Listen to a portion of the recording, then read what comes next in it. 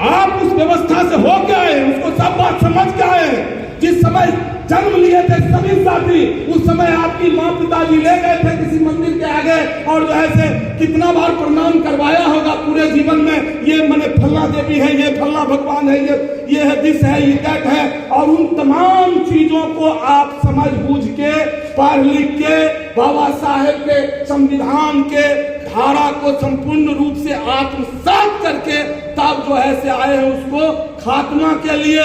और खात्मा के लिए आए हैं तो सब बात बुझ रहे हैं, उसके आत्मकता को बुझ रहे हैं और उसके कर्मण्यता को भी बुझ रहे हैं।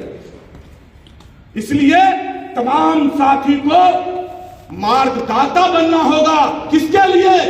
जो इस पथ पर अभी नहीं चल रहा है, जो अभी जो है ब्रह्मा विष्णु के पथ पर चल रहा है, जो दुश्मन के बताए हुए रास्ता पर चल रहा है, उसको आपको लाना होगा। क्यों?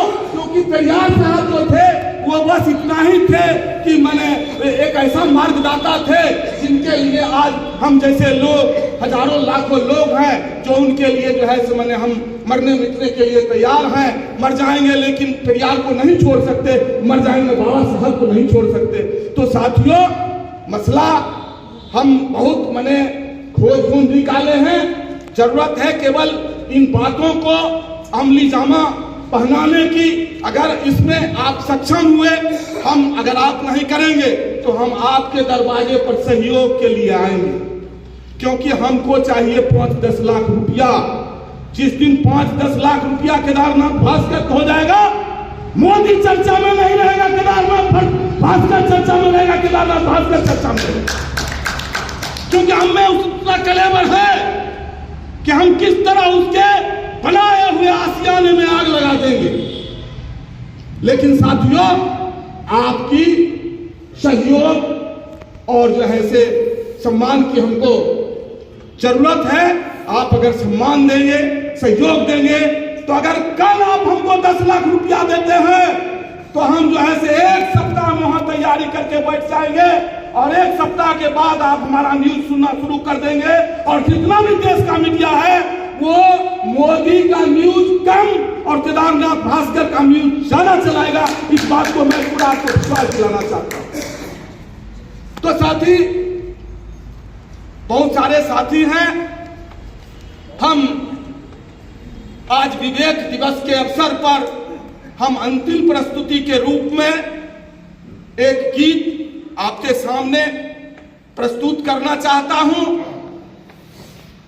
वह गीत बाबा साहब के निमित्त वह गीत है, पेरियार साहब के निमित्त वह गीत है, महात्मा ज्योतिबा फूले के निमित्त वह गीत है, रामस्वरूप वर्मा के निमित्त वह गीत है, जगदेव बाबू के निमित्त वह गीत है। और वह गीत क्या कहता है वह समझिए। उस गीत से आपका, एक गीत से आप अर्जकों का और इस देश के 90% गरीबों का एक दिन में वह गीत को अगर वो आत्मसात कर ले, वो अपने जीवन पर लागू कर दे, तो उसका उसी दिन जो है से मुक्ति मिल जाएगी। क्योंकि मुक्ति सबों को अपने अपने लिए करना है, तो उस चीज को जब तक समझेगा नहीं तो मुक्ति मिलेगी नहीं। क्योंकि वो बेईमान क्या कहता है, भगवान के भजन करो तुम्हारा मुक्ति मिल जाएगी। लेकिन हमारा तो महापुरुष क्या कहते हैं, नहीं, पढ़ो लिखो, जो तुम्हारा उचित कर्म है करो, तब जाके तुमको मुक्ति मिलेगी। जब तुम परीक्षा में, अभी हमारे एक साथी हैं जिनकी बेटी जो है से वो ओरल में मैंने पास कर गई है, फिजिकल जो है से मैंने अटका हुआ है, वो चिंतित है।